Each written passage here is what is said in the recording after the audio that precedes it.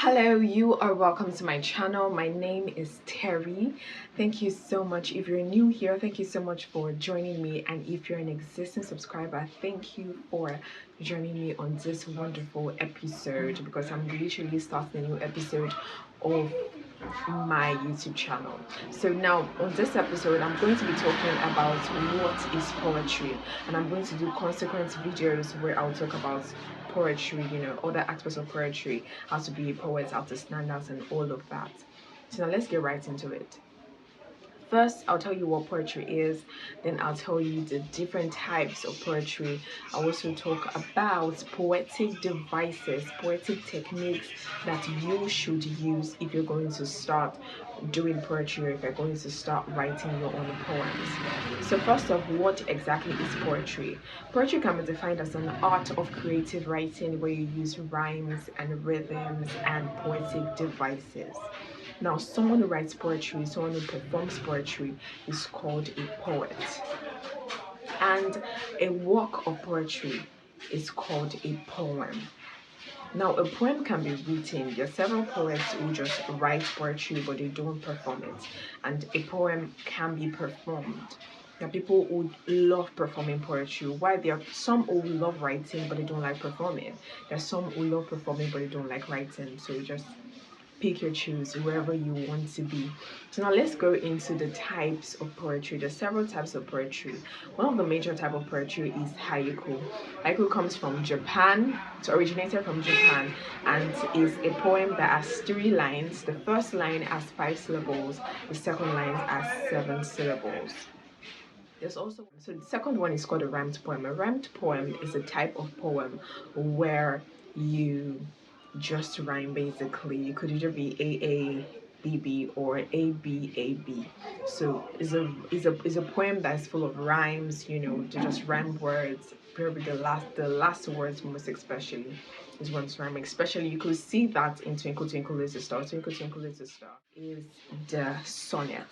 The sonnet is a type of poem where you have 14 lines, and someone who basically wrote a lot of sonnets is William Shakespeare. Another type of poem is an ode. Ode originates from Greece and is a type of poem where you write about it could be around nature, and it could be about just a particular theme basically. Right? Then the next one is a free poem. When we talk about a free poem is a type of poem where you could just write anything, rhyme, not really rhyme though. Most of the time it doesn't rhyme, but you just speak. For example, I could just say something like, oh, the tower was dancing and I came here and I sat and I wept on the floor and he danced and he left and then I sat. Just say whatever. And sometimes it might rhyme, sometimes you might decide not to rhyme. But basically it's a free spirited poem. You can just do absolutely anything you want to do, but if you rhyme, if you don't rhyme, it doesn't really matter. And actually there's several people that actually write free poem. Sometimes I actually write a free poem where I didn't use any poetic device. I just spoke, right? So the next one, is there anything else to talk about? Okay, let's go to the types of poetic devices. So there are different types of poetic devices. Some people might choose to love others, like me now. There's some I use the most more than others. I don't think I use everything. One of the most popular poetic devices is simile. Simile has to do with you comparing something to another thing. For example, I would say the cat is as white as snow, or the door is as long as whatever, maybe a giraffe's neck or something. Just really compare something to something else. And then metaphor is you saying this thing is this. The cat is a white snow, the drumstick is a book. Just say this is exactly what it is. It could be, just say it like that.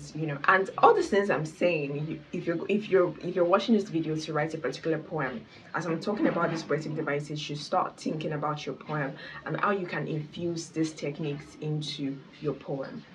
The next one is personification, right? You can use personification for several things.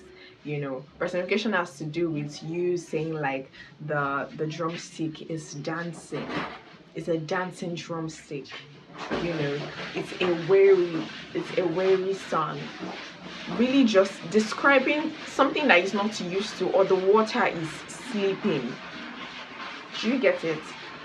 That is personification. Then there's one particular poetic device that I love, which is called imagery. I love imagery so much.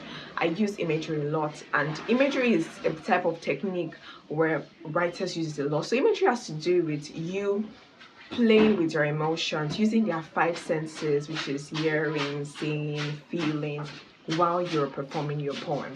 For example, I could say something like, I wept. I could feel my heart come out of my chest, and I held it so tight. And then I felt when the sound was boom. You know, just make sure you're saying it in a way that they can feel it. They can feel what you're saying. That is imagery, and you are creating an image in their head. You know, it walked up to me. I could sense shivers down my spines. My goosebumps rose up like the shining sun. Basically, just say things that they could feel. And even when you're talking about your goosebumps, they could literally feel their own goosebumps rising. Another type of technique is pun. One has to do with you say two meanings, but using one word that sounds exactly like the other. For example, I would say, oh, the Son of the living God has risen. Now, the Son of the living God, that could mean our Lord Jesus. That could also mean the shining bright sun that comes up every morning. You know, so I could use that. That is pun, right? You're just saying something, but it has two meanings. And pun is so interesting, trust me, when you use it for your poems.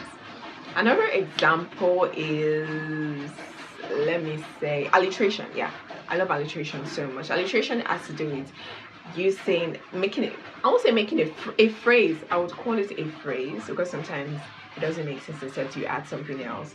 A phrase that rhymes. A phrase that rhymes. And when I mean it rhymes, the rhymes now in alliteration is from the first letter. A big blue butterfly. A big blue beautiful butterfly. That's an alliteration. It's B B B B ba. Or a face. You know, just use F really. A fading fallacy.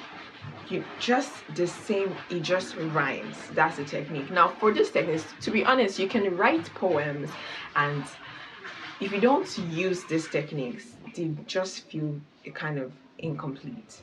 And in further videos, I'm going to be talking more about all these techniques and how to use it, how to stand out. So I urge you to keep watching my videos and hit the subscribe button. Also, turn on your notifications so you get an alert every single time I post a video, and you also learn. Just follow me, basically.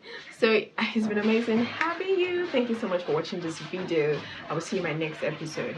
Bye for now.